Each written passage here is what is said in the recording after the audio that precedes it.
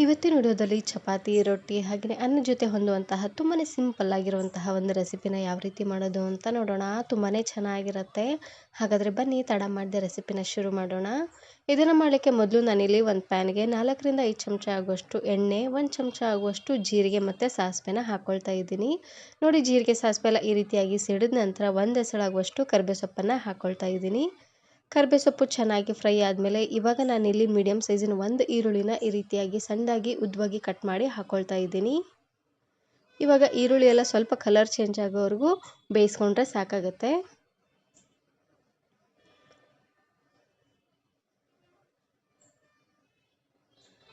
ನೋಡಿ, ಈರುಳ್ಳಿ ಎಲ್ಲ ಸ್ವಲ್ಪ ಈ ರೀತಿಯಾಗಿ ಕಲರ್ ಚೇಂಜ್ ಆಗೋವರೆಗೂ ಬೇಯಿಸ್ಕೊಂಡಿದ್ದಾದಮೇಲೆ ಇವಾಗ ನಾನಿಲ್ಲಿ ಚೆನ್ನಾಗಿ ಹಣ್ಣಾಗಿರುವಂತಹ ಒಂದು ಟೊಮೆಟೊನ ಹಾಕ್ಕೊಳ್ತಾ ಇದ್ದೀನಿ. ಆದಷ್ಟು ಹಣ್ಣಾಗಿರುವಂತಹ ಟೊಮೆಟೊನ ಹಾಕ್ಕೊಳ್ಳಿ, ಹುಳಿ ಹುಳಿಯಾಗಿ ತುಂಬಾ ಚೆನ್ನಾಗಿರುತ್ತೆ.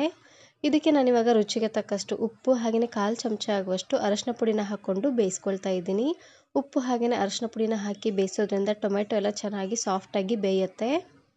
ಮೊದಲು ಉಪ್ಪು ಹಾಗೆಯೇ ಅರಿಶಿನ ಪುಡಿನ ಹಾಕ್ಕೊಂಡು ಚೆನ್ನಾಗಿ ಬೇಯಿಸ್ಕೊಂಡಿದ್ದಾದಮೇಲೆ ಅದಾದಮೇಲೆ ಉಳಿದಿರುವಂತಹ ಪದಾರ್ಥನ ಹಾಕ್ಕೊಳ್ತೀನಿ. 1 ರಿಂದ 2 ನಿಮಿಷವರೆಗೂ ಚೆನ್ನಾಗಿ ಇದನ್ನು ಬೇಯಿಸ್ಕೊಳ್ಬೇಕು. ಈ ರೀತಿಯಾಗಿ ಮಾಡೋದ್ರಿಂದ ಟೊಮೆಟೊ ಎಲ್ಲ ಚೆನ್ನಾಗಿ ಸಾಫ್ಟಾಗಿ ಬೇಯುತ್ತೆ. ನಾನು ಇದೇ ರೀತಿ ಬಹಳಷ್ಟು ವೆರೈಟಿ ಆಗಿರುವಂತಹ ಕರಿ ರೆಸಿಪೀಸು ಹಾಗೆಯೇ ಪಲ್ಯ ರೆಸಿಪಿ ಎಲ್ಲ ಅಪ್ಲೋಡ್ ಮಾಡಿದ್ದೀನಿ. ವಿಡಿಯೋ ನೋಡಿಲ್ಲ ಅಂದರೆ ಈ ವಿಡಿಯೋ ಕೊನೆಯಲ್ಲಿ ಹಾಕಿರ್ತೀನಿ, ನೋಡಿ ಚೆಕ್ ಮಾಡಿ. ನೋಡಿ, ಟೊಮೆಟೊ ಎಲ್ಲ ಈ ರೀತಿಯಾಗಿ ಚೆನ್ನಾಗಿದ್ದು ಸಾಫ್ಟ್ ಆದಮೇಲೆ ಇವಾಗ ನಾನಿಲ್ಲಿ ಸ್ಪೂನಿನ ಸಹಾಯದಿಂದ ಈ ರೀತಿಯಾಗಿ ನೀಟಾಗಿ ಸ್ಮ್ಯಾಶ್ ಮಾಡ್ಕೊಳ್ತಾ ಇದ್ದೀನಿ. ಈ ರೀತಿಯಾಗಿ ಮಾಡೋದ್ರಿಂದ ಟೊಮೆಟೊ ಅಲ್ಲಿರುವಂಥ ಹುಳಿ ಎಲ್ಲ ಚೆನ್ನಾಗಿ ಬಿಟ್ಕೊಳ್ಳುತ್ತೆ.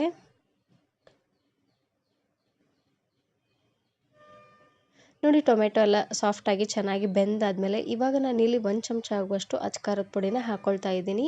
ನಿಮಗೆ ಖಾರಕ್ಕೆ ಎಷ್ಟು ಖಾರ ಬೇಕೋ ಅಷ್ಟು ಖಾರನ ನೀವಿಲ್ಲಿ ಹಾಕ್ಕೊಳ್ಬೋದು. ನಾನಿಲ್ಲಿ ದೊಡ್ಡ ಚಮಚೆಯಲ್ಲಿ 1 ಚಮಚ ಆಗುವಷ್ಟು ಖಾರದ ಪುಡಿನ ಹಾಕ್ಕೊಳ್ತಾ ಇದ್ದೀನಿ. ಖಾರ ಪುಡಿನ ಹಾಕ್ಕೊಂಡು ಜಾಸ್ತಿ ಹೊತ್ತೇನು ಬೇಯಿಸೋ ಹಾಗಿಲ್ಲ. ಜಸ್ಟ್ ಒಂದು ಸಾರ್ತಿ ಈ ರೀತಿಯಾಗಿ ಚೆನ್ನಾಗಿ ಇದನ್ನು ಮಿಕ್ಸ್ ಮಾಡಿಕೊಂಡು ಸ್ವಲ್ಪ ಎಣ್ಣೆ ತೇಲ್ ಬರೋವರೆಗೂ ಬೇಯಿಸ್ಕೊಂಡ್ರೆ ಸಾಕಾಗುತ್ತೆ. ಭಾಳ ಹೊತ್ತು ಬೇಯಿಸ್ಬಿಟ್ರೆ ಖಾರ ಪುಡಿ ಎಲ್ಲ ಬತ್ತೋದಂಗೆ ಆಗಿಬಿಡುತ್ತೆ, ಗ್ರೇವಿ ಚೆನ್ನಾಗಿ ಬರೋದಿಲ್ಲ. ನೋಡಿ, ಈ ರೀತಿಯಾಗಿ ಚೆನ್ನಾಗಿದ್ದು ಎಣ್ಣೆ ತೇಲ್ ಬಂದಾದಮೇಲೆ ಇವಾಗ ನಾನಿಲ್ಲಿ ಬೇಯಿಸಿರುವಂತಹ ಕಡಲೆಕಾಳನ್ನು ಹಾಕ್ಕೊಳ್ತಾ ಇದ್ದೀನಿ. ಕಡಲೆಕಾಳನ್ನು ರಾತ್ರಿ ಪೂರ್ತಿ ನೆನೆಸಿ ಬೆಳಗ್ಗೆ ಎದ್ದು ಕುಕ್ಕರಿಗೆ ಹಾಕಿ ಒಂದು 3 ವಿಸಿಲ್ ಕೂಗಿಸಿ ತಗೊಂಡಿದ್ದೆ. ಇದ್ರ ಜೊತೆಗೇ ಮೀಡಿಯಮ್ ಸೈಜಿನ 2 ಆಲೂಗಡ್ಡೆನೂ ಸಹ ಕುಕ್ಕರಿಗೆ ಹಾಕಿ 3 ವಿಸಿಲ್ ಕೂಗಿಸ್ಕೊಂಡು ತಗೊಂಡಿದ್ದೆ. ಆಲೂಗಡ್ಡೆನ ಬೇಯಿಸ್ಕೊಂಡಿದ್ದಾದಮೇಲೆ ಮೇಲ್ಗಡೆ ಸಿಪ್ಪೆನ ತೆಗೆದು ಈ ರೀತಿಯಾಗಿ ಮೀಡಿಯಮ್ ಸೈಜಲ್ಲೇ ಕಟ್ ಮಾಡಿಕೊಂಡು ಹಾಕ್ಕೊಳ್ತಾ ಇದ್ದೀನಿ. ಕಡಲೆಕಾಳು ಹಾಗೆಯೇ ಆಲೂಗಡ್ಡೆ ಎರಡನ್ನೂ ಒಟ್ಟಿಗೆ ಹಾಕ್ಕೊಂಡು ಬೇಯಿಸ್ಕೊಂಡಿದ್ದೀನಿ. ಒಂದು 3 ವಿಸಿಲ್ ಕೂಗಿಸ್ಕೊಂಡ್ರೆ ಸಾಕಾಗುತ್ತೆ. ನೋಡಿ, ಒಂದು ಸಾರ್ತಿ ಚೆನ್ನಾಗಿ ಇದನ್ನು ಮಿಕ್ಸ್ ಮಾಡ್ಕೊಂಡಿದ್ದಾದಮೇಲೆ ಲಾಸ್ಟಲ್ಲಿ ಇದಕ್ಕೆ ನಾನಿವಾಗ 1 ಚಮಚ ಆಗುವಷ್ಟು ಗರಂ ಮಸಾಲಾನ ಹಾಕ್ಕೊಳ್ತಾ ಇದ್ದೀನಿ. ಗರಂ ಮಸಾಲಾನ ಹಾಕೋದ್ರಿಂದ ರುಚಿ ಅಂತೂ ತುಂಬಾ ಚೆನ್ನಾಗಿ ಬರುತ್ತೆ. ಹಾಗೆಯೇ ಇದಕ್ಕೆ ನಾನಿಲ್ಲಿ ಸ್ವಲ್ಪ ಕಡಲೆ ಬೇಯಿಸಿರುವಂತಹ ನೀರನ್ನು ಹಾಕ್ಕೊಳ್ತಾ ಇದ್ದೀನಿ. ಇದು ಪೂರ್ತಿ ಗಟ್ಟಿಯಾಗುತ್ತೆ ನೋಡಿ, ಹಾಗಾಗಿ ಸ್ವಲ್ಪ ಗ್ರೇವಿ ಥರ ಇರಲಿ ಅಂತ ಸ್ವಲ್ಪ ನೀರನ್ನು ಹಾಕ್ಕೊಳ್ತಾ ಇದ್ದೀನಿ. ನೀವು ಸ್ವಲ್ಪ ಗಟ್ಟಿನಾದರೂ ಮಾಡ್ಕೊಳ್ಬೋದು. ನಾನಿಲ್ಲಿ ಸ್ವಲ್ಪ ಗ್ರೇವಿ ಥರ ಮಾಡ್ಕೊಳ್ತಾ ಇದ್ದೀನಿ. ಚಪಾತಿ ಜೊತೆ ಸ್ವಲ್ಪ ಗ್ರೇವಿ ಥರ ಇದ್ದರೆ ತುಂಬಾ ಚೆನ್ನಾಗಿರುತ್ತೆ ನೋಡಿ. ಹಾಗಾಗಿ ನೋಡಿ, ಒಂದು ಸಾರ್ತಿ ಈ ರೀತಿಯಾಗಿ ಚೆನ್ನಾಗಿ ಇದನ್ನು ಮಿಕ್ಸ್ ಮಾಡಿಕೊಂಡು ಸ್ವಲ್ಪ ಎಣ್ಣೆ ತೇಲ್ ಬರೋವರೆಗೂ ಬೇಯಿಸ್ಕೊಂಡ್ರೆ ಸಾಕಾಗುತ್ತೆ. ತುಂಬಾ ರುಚಿಯಾಗಿರುವಂತಹ ಕಡಲೆಕಾಳು ಹಾಗೆಯೇ ಆಲೂಗಡ್ಡೆ ಕರಿ ರೆಡಿಯಾಗಿ ಹೋಗ್ಬಿಡುತ್ತೆ.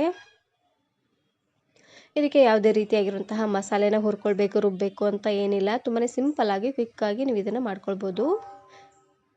ಇವಾಗ ನೋಡ್ತಾ ಇರ್ಬೋದು ಚೆನ್ನಾಗಿ ಎಣ್ಣೆ ತೇಲ್ ಬರ್ತಾ ಇದೆ. ಗ್ರೇವಿನೂ ತುಂಬಾ ಚೆನ್ನಾಗಿ ಗಟ್ಟಿಯಾಗಿದೆ, ನೋಡ್ತಾ ಇದ್ದೀರಲ್ವಾ. ಇಷ್ಟು ಬೆಂದರೆ ಸಾಕಾಗುತ್ತೆ. ಪೂರ್ತಿ ಗಟ್ಟಿ ಎಲ್ಲ ಮಾಡ್ಲಿಕ್ಕೆ ಹೋಗಬೇಡಿ, ಚೆನ್ನಾಗಿರೋದಿಲ್ಲ. ಇದನ್ನು ನೀವು ಚಪಾತಿ, ರೋಟಿ ಹಾಗೆಯೇ ಜೋಳದ ರೊಟ್ಟಿ ಅನ್ನದ ಜೊತೆಗೆಲ್ಲ ಸರ್ವ್ ಮಾಡ್ಕೊಳ್ಬೋದು. ತುಂಬಾ ಚೆನ್ನಾಗಿರುತ್ತೆ. ಒಂದು ಸಾರ್ತಿ ಈ ರೆಸಿಪಿನ ಟ್ರೈ ಮಾಡಿ, ಚೆನ್ನಾಗಿರುತ್ತೆ ಅಂತಲೇ ಹೇಳ್ಬೋದು. ಈ ವಿಡಿಯೋ ಇಷ್ಟ ಆದರೆ ಈಗಲೇ ಒಂದು ಲೈಕ್ ಬಟನನ್ನು ಕ್ಲಿಕ್ ಮಾಡಿ ಫ್ರೆಂಡ್ಸ್ ಆ್ಯಂಡ್ ಫ್ಯಾಮಿಲಿ ಜೊತೆಗೆ ಶೇರ್ ಮಾಡಿ. ಹಾಗೆಯೇ ಮತ್ತಷ್ಟು ಹೊಸ ರೆಸಿಪಿಗಾಗಿ ವರ್ಣಿಕಾ ಅಡುಗೆ ಮನೆ ಯೂಟ್ಯೂಬ್ ಚಾನಲನ್ನು ಸಬ್ಸ್ಕ್ರೈಬ್ ಮಾಡ್ಕೊಳ್ಳಿ. Thank you.